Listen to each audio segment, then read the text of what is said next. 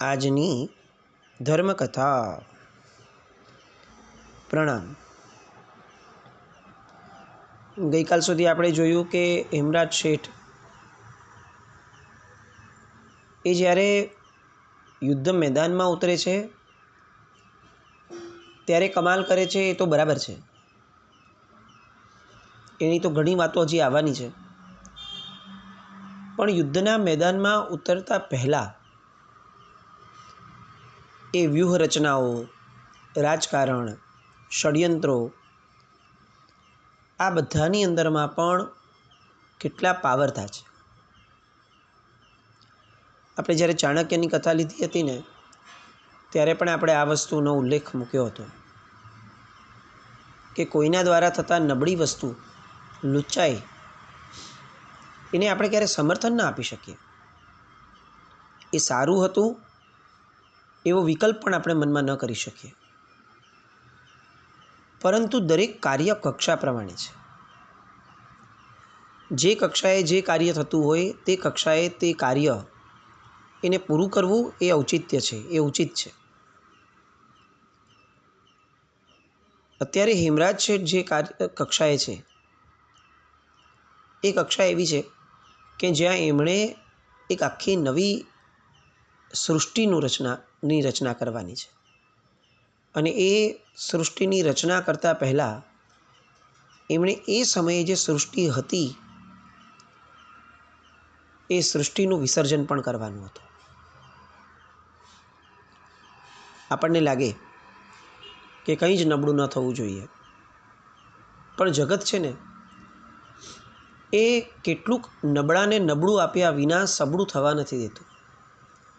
અલબત્ત આવું દરેક વ્યક્તિએ ન જ કરાય, કારણ કે દરેક વ્યક્તિની ન એ કક્ષા છે, ન દરેક વ્યક્તિની એ અભ્યંતર શક્તિ છે કે એ ફક્ત પર્યાયની અંદરમાં કર્તૃત્વના પૂર્ણ રહિતપણામાં રહી અને કોઈ કાર્યને અંજામ આપે. આવા કેટલાક દૃષ્ટાંતો આપણે ત્યાં છે કે યુદ્ધની ભૂમિ ઉપર યુદ્ધ લડતા લડતા જે કરવું પડે તે કર્યું હોય અને પછીથી જ્યારે ગુરુ ભગવંત પાસે પ્રાયશ્ચિત લેવા માટે જાય ત્યારે પ્રાયશ્ચિતની અંદરમાં ઈર્યાવઈ માત્ર આવે. જ્ઞાની ભગવંતો પાસે જાય ત્યારે એ જ્ઞાની ભગવંત સ્વયં એ પ્રતિપાદિત કરે કે તું આમાં લેશ માત્ર પણ લેપાયો નથી. આપણે બધા આ વાતને થોડા અસમંજસમાં લેશું, આશ્ચર્યમાં લેશું, કારણ કે આપણા બધાની આ મનસ્થિતિ ઘડાઈ જ નથી. આપણે જે રીતે અત્યારે જૈન ધર્મ, એમની બધી વાતો એને સમજીએ છીએ એ ક્યાંક ને ક્યાંક કર્તૃત્વથી પ્રચુર છે. એટલે કર્તૃત્વથી પર જઈ અને કોઈ ક્રિયા થઈ શકે એ વાત કદાચ આપણા મગજમાં ન પણ બેસે. પણ આ હેમરાજ શેઠ અને આવા ઘણા બધા લોકો કે જે લોકો પરમાત્માના શાસનના હિત માટે જે રીતે જીવનમાં રમી ગયા એ પણ કંઈક અદ્ભુત હતું. ગઈકાલ સુધી આપણે જોયું કે પેલો હુમાયુ જીતવા છતાં પણ હાર્યો કઈ રીતે. હુમાયુની સામે શરણાગતિ સ્વીકારી શેરખાને, પણ હેમરાજે આવીને આખી બાજી પલટી દીધી. નવો થનારો રૂમી ખાં જે ચુનારગઢના તખ્ત ઉપર બેસવાનો હતો એને ઝેર અપાયું. અંદર અંદર કેટલાક કલહના કારણે એ મૃત્યુ પામ્યો. હવે તાત્કાલિક ધોરણે તો શું થઈ શકે, એટલે હુમાયુ જે છે એ એના કાસદને મોકલે છે ચુનારગઢના રાજમહેલની અંદરમાં અને જણાવે છે કે હિન્દુસ્તાનના શહેનશાહ હુમાયુ મોગલ ઉમરાવો એમના દ્વારા અંગત વેરઝેરમાં રૂમી ખાને ઝેર આપવાનું જે કામ થયું છે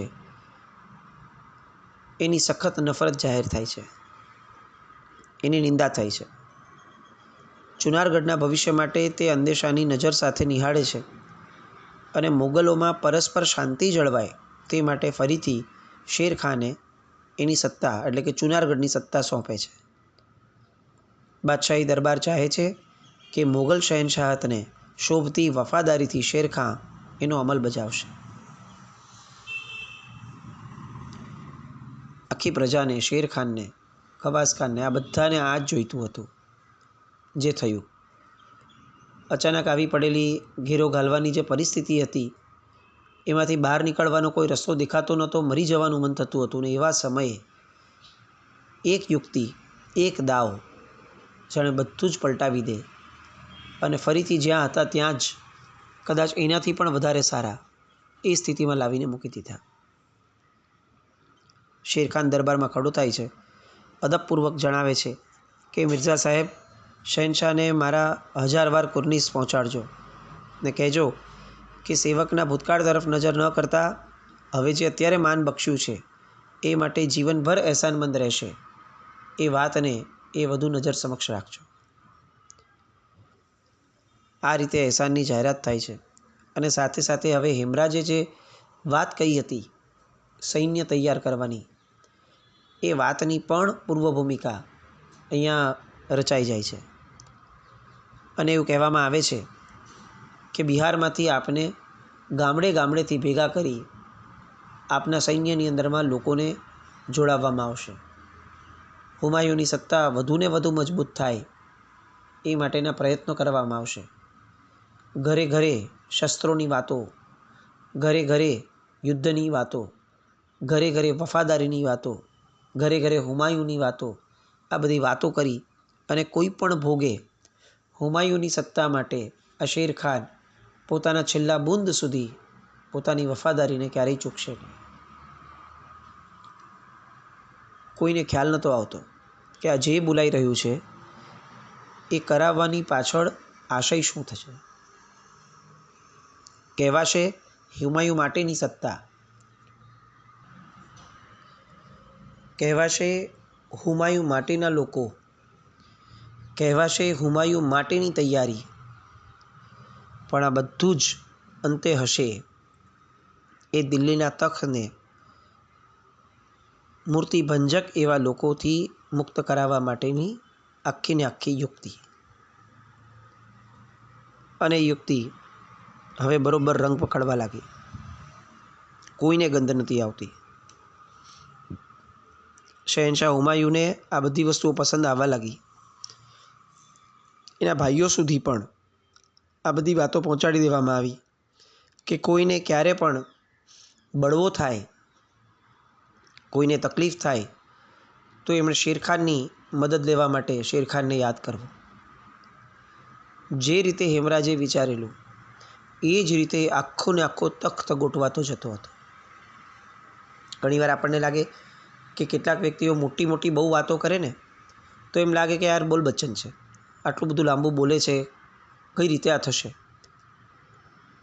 પણ બહુ કુશળ એવા વ્યક્તિઓ હોય કેટલાક કે જે લોકો બોલે છે એ પ્રમાણે એક્ઝેક્ટ આખો ને આખો તખ્ત આપોઆપ ગોઠવાય એવી ગોઠવણ એ એમની સાથે એમના વિચારોની સાથે જોડાયેલી હોય છે. આપણે ત્યાં કમી અત્યારે આવા વ્યૂહરચનાવાળા વ્યક્તિઓની છે, આવા વિઝનવાળા વ્યક્તિઓની છે. આપણે પોતે આપણા વ્યક્તિગત જીવનમાં પણ જોઈએ તો પણ આપણે જ્યાં ઓછા પડીએ છીએ ને એ મૂળ મુદ્દો આ છે. આપણે આરાધના કરીએ છીએ, વાતો બહુ જ મોટી પણ કરીએ છીએ કે આરાધના દ્વારા આપણે મોક્ષે જવું છે, પણ એવી કોઈ વ્યૂહરચના આપણા જીવનમાં આપણી પાસે નથી કે કઈ રીતે થશે. રાગ દ્વેષ રહિતપણા વગર મોક્ષ કઈ રીતે થશે. અને જે આરાધના કરું છું એ આરાધનાના કારણે રાગ અને દ્વેષ ઓછા થઈ શકે એવી શક્યતાઓ, એવું દ્રશ્ય, એવું ક્યાં દેખાય છે. જીવન એ સ્વયં એક યુદ્ધ છે, ધર્મ એ પણ એક યુદ્ધ છે. પણ આપણી તકલીફ એ છે કે આપણને કોઈ પણ વસ્તુમાં ક્યાંય કમિટેડ થઈને રહેવું જ નથી હોતું. જ્યારે હેમરાજ એક એવું નામ હતું કે જે એકવાર ઉતરે મેદાનમાં પછી બાહ્ય કે અભ્યંતર કોઈ પણ પ્રકારે એ જરાય ઊણો ન ઉતરે. હવે તાકાત બક્સરિયા કિસાનોની એ બધી જ હવે દાવ પર લગાડવાની, એને બરોબર તૈયાર કરવાની વાતો શરૂ થઈ. પહાડ, પર્વત, નદી નાળા, પગપાળા પ્રવાસ, આ બધાને કઈ રીતે આ બધી જગ્યાએ ફતેહ હાસિલ કરી શકાય એ રીતે આ લોકોને તૈયાર કરવામાં આવ્યા. અફઘાન સૈન્યને તો શેરશાહ પોતે જ કેળવતો હતો. ઉપરથી એ મોગલની વફાદારી બતાવતો હતો, પણ અંદરમાં એના મનની અંદરમાં સત્તાના બીજ જે પડ્યા હતા એ અંદર એ પણ વધતા જતા હતા. વાઘના જેવા સ્વચ્છંદી, ચિત્તાના જેવા ખૂની, ઝઘડાળુ, ઈર્ષ્યાળુ, શિસ્તમાં ન માનનાર એવા અફઘાન સૈનિકો એ જાણે નવી જ પ્રેરણા પામી રહ્યા હતા. એ સમયે અફઘાન સૈનિકોને એ શાહનામું સંભળાવતો હતો કહીને કે આપણે આવું શાહી સર્જન કરવાનું છે. આપણને એવું લાગે કે એક પરાજય હતો શેરખાનનો કે એને જે રીતે સુલેહ સ્વીકારી હતી, એ પરાજયમાંથી આજે બાજી પલટી અને જીત કેવી ગજબ ઊભી કરાઈ. આ બાજુ ગજ સેના એ પણ કેળવાતી જતી હતી. મસ્ત શેરગીર, સાદા, મજેલા, કઢા, બંદરક્યા અને મૂકેલી એવા 7 જાતના પ્રસિદ્ધ હાથીઓ, આ હાથીઓની પણ ભરતી થઈ રહી હતી. દરેક હાથીના પ્રજાતિ પ્રમાણેના અલગ અલગ કાર્યો હોય. આપણને હાથી જ લાગે, પણ આ પણ એક કળા હતી કે જે કળાની અંદરમાં હાથીની પ્રજાતિ ઓળખી અને આ પ્રજાતિવાળો હાથી કેવો હશે, કયા કાર્યમાં પાવરધો હશે, કયું કાર્ય એને સોંપી શકાય, એ બધી વસ્તુઓની પણ મૂલવણી કરવામાં આવતી. કેટલાકને કિલ્લાના દ્વાર તોડવાનું કાર્ય શીખવવામાં આવતું, કેટલાકને લશ્કરોની અંદરમાં તોપના મારા સામે ઊભા રહેવાનું કાર્ય શીખવવામાં આવતું, કેટલાકને માલ અસબાબ લાદીને પહાડ, ઝાડી કે રણ વિંધવાનું, તો કેટલાકને કમાનમાંથી તીર છોડવાનું શીખવવામાં આવતું હતું. બધા અલગ અલગ, હાથીઓના કામ પણ અલગ અલગ. આપણને લાગે આ બધી વાતો મુખ્યપણે કરવાનું કામ આ છે. આ વાતો જાણવાથી આપણને ખ્યાલ આવશે કે આપણે કેટલા પછાત થઈ ગયા છે. આ મોડર્ન જમાનો જેને કહેવાય છે, એ કદાચ છેલ્લા વર્ષોના ઇતિહાસનો સૌથી પછાત જમાનો છે. આજે આપણે જે કાર્યો મશીનો દ્વારા, ટૂલ્સ, ઇક્વિપમેન્ટ્સ, ગેજેટ્સ દ્વારા કરાવવા માટે ઈચ્છીએ છીએ અને એ થાય તો આપણે એની વાહવાહી કરતાં ઊંચા નથી આવતા, એ બધા જ કાર્યો એ આપણી જીવ સૃષ્ટિમાંથી કરાવવામાં આવતા હતા. એનો સૌથી મોટો ફાયદો રહેતો કે આ નિર્જીવ તત્વો પાસે કાર્યો કરાવડાવી અને એની જે ગુલામી આપણા મનની અંદરમાં ઊભી થઈ, એની જે જડતા આપણા જીવનના આપણા સ્વભાવમાં આવતી ગઈ, એના કારણે મનુષ્ય અને ચૈતન્ય તત્વ જ જાણે એ અજીવ તત્વ હોય એ રીતે જે જીવવા લાગ્યો છે. એની લાગણીઓ, એની સંવેદનાઓ, એ બધું જે શૂન્ય થતું જાય છે, એ જે નુકસાનો છે, એ નુકસાનો આ જીવ તત્વ સાથે કામ કરવામાં ક્યારેય ન આવતા. આજે આર્ટિફિશિયલ ઇન્ટેલિજન્સની બાબતમાં આપણે આટલા બધા સમૃદ્ધ થયા, પણ સદભાગ્યે એના ભયસ્થાનો એ પણ એટલા જ સક્ષમ રીતે આપણે સમજતા થયા છે. આ બધા ભયસ્થાનો એ આપણને સૂચવે છે કે જેટલા આપણે અજીવ તત્વના વિકાસની અંદરમાં આગળ વધશું, એટલા આપણે આપણા જીવ તત્વના લક્ષણો જે છે એનાથી દૂર થતા જશું. અહીંયા તો આપણે આમ વિચારીએ તો આપણને આનંદ થાય કે હાથીઓ પાસે કેવા કેવા કામો શીખવવામાં આવતા હતા, એને કેવા કરાવવામાં આવતા. કિલ્લો તોડવાનું, તોપના મારાની સામે ઊભા રહેવાનું, પહાડ, ઝાડી, રણ વિંધવાનું, કમાનમાંથી તીર છોડવાનું કામ પણ હાથીઓ કરતા હતા. એ લોકોને ક્યાંક ક્યાંક તોપના અને બંદૂકોના અવાજની વચ્ચે રાખવામાં આવતા. કોક હાથીની પ્રજાતિ એવી હતી કે જેને અગ્નિની વચ્ચે ઊભી રાખવામાં આવે, કારણ કે લેશ માત્ર પણ ડગે નહીં. યુદ્ધના મેદાનમાં તોપને બંદૂકનો ધડાકાનો અવાજ થાય તો પણ શાંતિથી ઊભો રહી શકે, એ રીતની આખી એ ટ્રેનિંગ એને આપવામાં આવતી હતી. આ બધાની વચ્ચે એક મુખ્ય હાથી તરીકે હવા જે હેમરાજ શેઠનો હાથી હતો એ બધાની વચ્ચે અલગથી એ તરી આવતો હતો. સોના રૂપાની સાંકળથી શોભતો, મખમલ અને કિનખાબના અંધેરીથી દીપતો, મેઘનામના આડંબર નામની અંબાડી સાથે મેદાનમાં ઉતરતો એ હાથી એ શોભારૂપ લાગતો. લોકો એને ઐરાવતનું નામ આપતા અને એમની પીઠ ઉપર જ્યારે મહાવતના બદલે હેમરાજ બેસતો ત્યારે તો જાણે રણશિંગાનો નાદ થાય એ રીતે હવા પોતે એ પૂરબહારમાં આવી જતો. આ હાથીઓને બીજી એક ટ્રેનિંગ આપવામાં આવતી કે એના બે પગ વચ્ચે જ્યારે ગોળીબાર થાય ત્યારે પણ એ લેશ માત્ર થરથરે નહીં. કેટલીક વાર કેટલાક હાથીઓને સૂંઢની અંદરમાં બે તલવારો આપવામાં આવતી અને એ તલવારોની જેમ પટ્ટાબાજી કરી દેતો, લોકોની જેમ. આવી બધાની પરીક્ષાઓ એ પણ એની પાસે લેવામાં આવતી.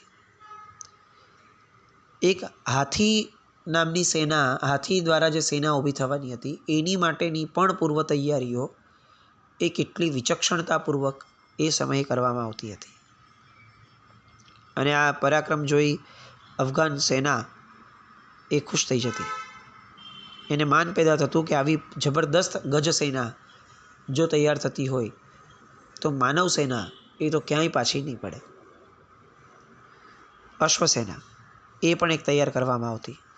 દોડતા અશ્વ એણે તીરથી નિશાન તાકવાની, નદી તરવાની, પટ્ટાબાજીની અંદરમાં જે અશ્વસવાર છે એના ઈશારાથી હલનચલન કરવાની કવાયત શીખવવામાં આવતી. નવા અશ્વ પણ પસંદ કરવામાં આવતા, તૈયાર કરવામાં આવતા. હવે અશ્વ કેવી રીતે પસંદ કરવામાં આવતા એની મૂળ વાત એ છે કે જેના કાન, કમર, જાળી, ગળું આ બધું નાનું હોય, ગરદન, પગના નળા, આંખ લાંબી હોય એવા અશ્વોને વિશેષપણે યુદ્ધના મેદાન માટે પસંદ કરવામાં આવતા. અરબી, ઈરાકી, મુજન્નસ, તુર્કી, આબુ, કચ્છ, કાઠિયાવાડ, કાશ્મીર, પંજાબ આ બધાના ઘોડા જે છે એ મૂળ પ્રજાતિ આ બધા કાર્યની અંદરમાં કામમાં આવતી. આ અશ્વસેનાની વાત થઈ. હવે તોપખાના, એની પણ એવી રીતે કાળજીપૂર્વક રચના કરવામાં આવતી કે નાના 10 શેરિયાથી લઈ અને 12 મણના ગોળા ફેંકી શકાય એવી તોપ તૈયાર કરવામાં આવતી. એક જ જામગીરીથી 17 તોપ એકસાથે ફોડી શકાય તેવી રચના થતી. આપણે વિચારીએ કે આપણું સંશોધન ક્ષેત્ર કેટલું પ્રબળ હશે એ સમયે. આજે આપણને એમ લાગે છે કે આપણે કેટલા ડેવલપ છીએ. ખાલી વિચાર કરીએ આ વાત આજથી 500-550 વર્ષ પહેલાંની. એ સમયે એક સાથે 17 તોપ ફૂટી શકે એક જ દારૂગોળાથી, એક જ જામખાનાથી. એવી રચનાઓ તો એ સમયે પણ હતી. આ તોપમાંથી કેટલીક તોપ જે છે એ ઊંટ ઉપર રાખી અને ફોડવામાં આવતી. એ પિત્તળની બનાવવામાં આવતી. ગાડામાં મૂકી અને બળદથી ખેંચાતી તોપો મોટી, ભયંકર અને સહેલાઈથી ન ફરી શકે એવી હતી, પણ માણસ લઈ જઈ શકે એવી હતી. એ તોપોને નરનાલા તોપો કહેવાતી. બરછી, ભાલા, સાંગ, ગુર્જ, નીઘા, જગનોલ, ગુપ્તી, કમાન, કારોહા, કટાર, જબ્યા, છુરી, ગોફણ આ બધા નાના નાના શસ્ત્રો હતા કે જે શસ્ત્રોની પણ અલગ પ્રકારે કવાયત કરવામાં આવતી, એને શીખવવામાં આવતા લોકોને.